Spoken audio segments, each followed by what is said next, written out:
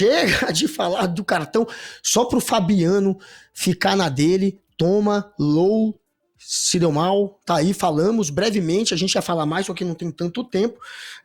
Inclusive ia citar que o Sóstenes Kant, que é o líder do PL, tá dizendo que não tem nada a se festejar sobre o arquivamento da denúncia, porque é tudo combinado entre Xandão, entre Gonê, eles estão fazendo isso para fazer um joguinho de cena, porque estão perseguindo o Bolsonaro no golpe, e aí alivia aqui, porque bate ali, bate aqui, é só para lá. Então é tudo um joguinho combinado, segundo o Sóstenes. Eu ia inclusive falar disso, mas deixa o Sóstenes para outro dia. Inclusive vou pegar o Sóstenes na Câmara dos Deputados para conversar com ele em breve. Então vamos para, claro, mais um assunto, que é o desenterrando a morte do Juscelino Kubitschek. Teve matéria hoje. Tem um manifesto que cobra a reabertura da investigação sobre a morte do JK. Essa semana, esse manifesto foi enviado à Comissão Especial sobre Mortos e Desaparecidos Políticos. Um manifesto que solicita a reabertura, claro, da investigação da morte do JK, já que muita gente acha que ele foi assassinado pelos militares, era ditadura militar, foi um acidente de carro muito controverso, tem gente que acha que ele foi sabotado. Então, estão pedindo, claro, para que seja investigado de novo a morte do JK. Quem assinou esse manifesto, um deles, foi o Marcelo Rubens Paiva, escritor de Ainda Estou Aqui e filho do Rubens Paiva. Então, vamos nessa, Noblazão. E aí, você acompanhou muito aquela época.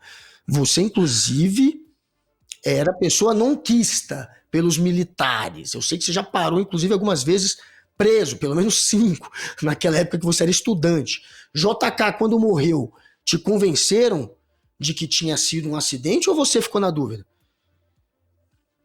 Não, naquela época, todo mundo duvidou de que o Juscelino tivesse sido morto num acidente de carro apenas. Todo mundo viu por trás daquilo ali uma eventual trama, um assassinato, uma emboscada, alguma coisa desse tipo. Era natural. Estávamos em plena ditadura, a América Latina toda quase só tinha governos ditatoriais. E coisas semelhantes tinham acontecido em outros lugares. Agora, em 2001, uma comissão externa da Câmara dos Deputados, 2001, concluiu que JK foi mesmo morto num acidente de trânsito.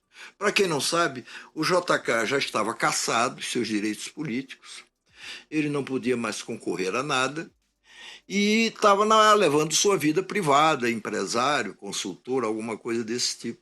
Ele estava voltando de uma viagem a São Paulo para o Rio de Janeiro, quando o seu carro bate numa carreta ou uma carreta bate no seu carro. Isso não faz grande diferença. Mas, enfim, e ele morre ali. E aí se supôs, e foi um alvoroço danado, de que ele pudesse ter sido assassinado.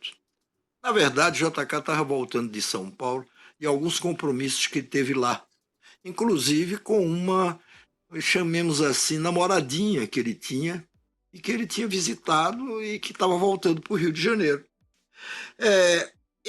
Essa comissão externa da Câmara, em 2001, foi presidida pelo então deputado pelo Distrito Federal, Paulo Otávio, que é casado com a neta de Juscelino, a Ana Cristina Kubitschek, que eu conheço muito e gosto muito dela. Em 2014, a Comissão Nacional da Verdade se debruçou sobre o caso e chegou à mesma resposta. Não, foi um acidente, não passou de um acidente. Por outro lado, a Comissão da Verdade da Câmara de Vereadores de São Paulo, em 2013, na Verdade em Minas Gerais, em 2017, é que abriu a porta e não, olha, mas pode ser que ele tenha sido assassinado. Eu acho que vai acabar prevalecendo o que se sabe desde o início. Foi um acidente, até que um dia se descubram documentos secretos que ainda não foram descobertos, que possam contar uma outra história. Mas é isso. Mas eu conheci o Juscelino no ano de 1975, no Recife, quando ele foi ele estava em campanha para ser membro da Academia Brasileira de Letras, imortal da Academia Brasileira de Letras. E ele era muito amigo do seu Adolfo Bloch, que era o dono da revista Manchete, e eu trabalhava na Manchete. E seu Adolfo me ligou um dia e disse: olha, vai buscar o presidente, está chegando aí, fica à disposição dele, e não precisa fazer reportagem nenhuma sobre essa viagem dele, é só para ficar à disposição dele. E eu fui. E aí foi quando eu conheci, era uma figura fascinante, sedutora, desde o momento que ele desembarcou no aeroporto do Recife, que ele, olha, aquilo não era tempo de celular nem de coisa nenhuma, não existia nada disso, o aeroporto parou, as pessoas querendo cumprimentá-lo, algumas com maquininha na mão, maquininha fotográfica normal, a fotografá-lo. Depois ele foi à casa de um imortal, pediu o voto dele, que era o poeta Mauro Mota, e depois ele resolveu ir, naquela mesma noite, ele chegou à noite no Recife, para a cidade de João Pessoa. E fomos no carro da Manchete conversando. E ele ia lá pedir o voto de um escritor paraibano, autor daquele livro mais famoso dele, que se chama A Bagaceira, o José Américo de Almeida. Depois, como sobrou muito tempo, até termos que voltar ao Recife e ele embarcar para o Rio, ele resolveu, olha, vamos lá no centro da cidade, tem um restaurante, ele conhecia bem, João Pessoa, vamos almoçar lá. Claro, ele estava atrás de afagos, ele estava atrás de reconhecimento, e o obteve, porque o restaurante estava lotado e ainda tinham 3 ônibus de turistas de Goiás. Foi uma festa.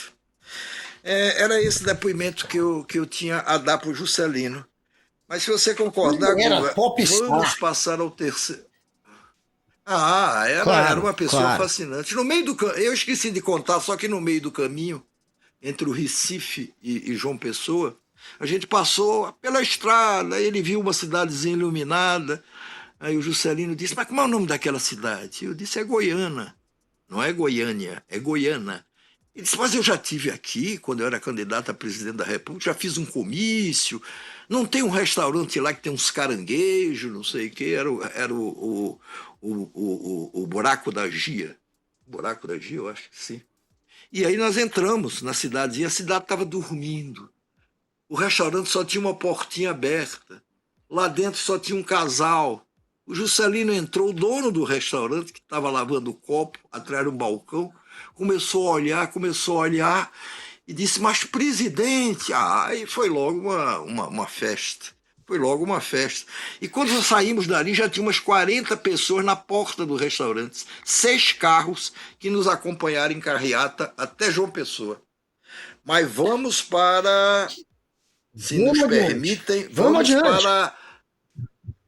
Vamos adiante, vamos para o próximo bloco. Vai, Guga, fala do próximo bloco. Vamos nessa, galera. Agora a gente vai falar de quê? O que a gente vai falar? O quê? O que será? Futebol. Futebol já sextou. Não quero falar só de política, mas o futebol nem sempre é alegria, nem sempre é para cima.